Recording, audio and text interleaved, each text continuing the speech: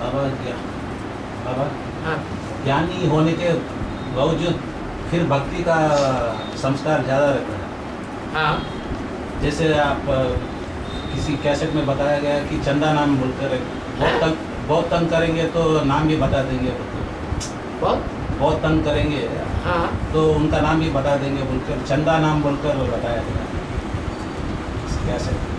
और जैसा ब्रह्मा बाबा का संस्कार भक्ति का है, जगदम्बा का है, जो ज्ञानी होते हुए भी उनसे मुकाबला कोई नहीं कर सकता है, फिर भी भक्ति का वो बोलेंगे हम ही जो है जैसे तत्वमसि ब्रह्मास्मि ऐसा पाठ बजाते हैं। वो ज्ञानी होने के बावजूद बाबा ज्ञानी है कहाँ? ज्ञानी किसे कहा जाता है? नहीं बाप को पहचान नहीं, ज्ञानी कहा किसे जाता है? जो बाप को तो आप क्यों कहते हैं वो ज्ञानी? नहीं बाप के साथ तो इतना दिन रहे तो उससे क्या होता है? साथ में रहने वाले सब ज्ञानी हो जाते हैं।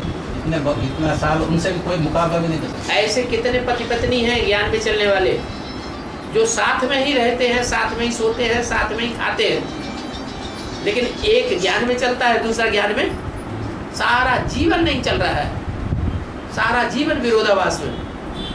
तो साथ में रहने से कोई ज्ञानी नहीं हो जाता। तो अच्छे जो आत्मा बाबा के साथ रहने वाले भी वो हाँ वो भी नीचे गिर जाते हैं, माया उनको हप कर लेती है। लेकिन जगदम्बा से भी बड़ा ज्ञानी कोई नहीं है। ज्ञानी किसे कहा जाता है? भूखा बक्का हो उसे ज्ञानी कहा जाता है, या जो प्रैक्टिकल जीवन में रचा पचा हुआ हो उसे ज्ञानी कहा जाता है। रावण को ज्ञानी कहेंगे या मुंह का बक्का पंडित जी कहेंगे?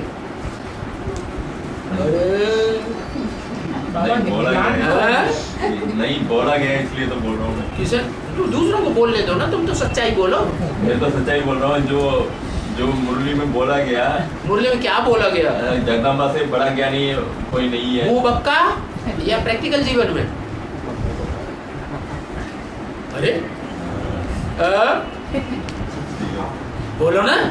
ठीक है। नहीं हाँ ठीक है। नहीं बाद में बताया कि दुनिया लोग सब भक्ति को ही मानने लगे जाएंगे, ज्ञानी को। अभी बेसिक में सारे भक्ति को नहीं मानते हैं। अभी तुम यहाँ सामने देखो ना, अपने अंदर देख लो ना, अपने परिवार में। तो जब ब्राह्मणों की दुनिया में यहाँ सामने दिखाई पड़ता है, तो बाहर की दुनिया में और ब्राह्मणों की दुनिया में कोई किस धर्म के हैं, कोई किस धर्म के बीज हैं, कोई किस धर्म के बीज हैं, और इन पे तो मोटे मोटे छिलके चढ़े हुए हैं क्या।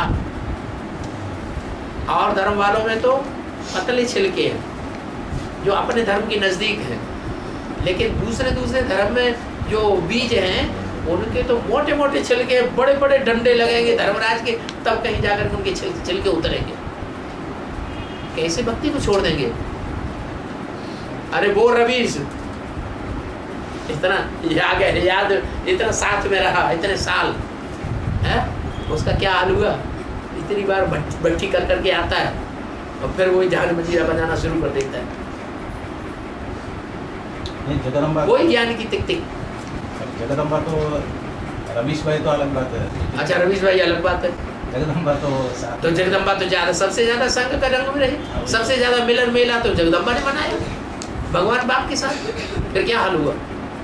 वही उनका पूरा बाप से एकदम वो अपोजिट पार्ट बजाती है। तो फिर उसके लिए तो कहें बाप की पहचान है, ज्ञानी कहें अज्ञानी कहें। लेकिन बाप तो बोलते हैं मैं पीछे बैकबोन रहकर उनको मदद करता हूँ। हाँ वो तो ठीक करता है, वो तो बाप तो 500 करोड़ में किसी को नहीं छोड़ता है जिसकी मदद न करता हो। तो बाप जो है वो वर्तमान नहीं देखता। नहीं इनको पार्ट को क्यों बाप किसको देखता है? वर्तमान को देखता है या तीनों काल को देखता है?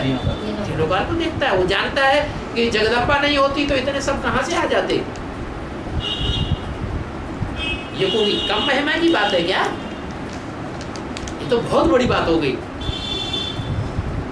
और इतना टिकना भी कोई साधारण बात नहीं है।